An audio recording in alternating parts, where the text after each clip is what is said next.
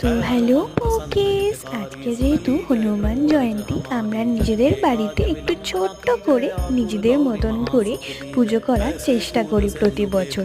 তো যথারীতি এই বছরও বাবা বাজার থেকে ফল মিষ্টি সবই এনেছেন। তো এই যে আমি আর মা বসে গেছি এখানে পুজো করার জন্য। এই যে আমার ছোট্ট হনু, এনাকেই আমি প্রতি বছর পুজো করে থাকি, তো এই বছরও। আর আজকে যেহেতু পূর্ণিমা আর আমার বাবা রাম ঠাকুরের দীক্ষিত, তো সেই জন্যই এখানে সিন্নিও মাখা হবে। আর এই যে এই ফলগুলোই আমি এতক্ষণ বসে বসে কেটেছি। এই যে দেখে নাও আমি কত সুন্দর সিন্নি মেখেছি। আর এই যে এই হচ্ছে আমাদের ছোট্ট ঠাকুরের ঘর, কি সুন্দর না? গেলেই জানো আলাদাই একটা শান্তি লাগে।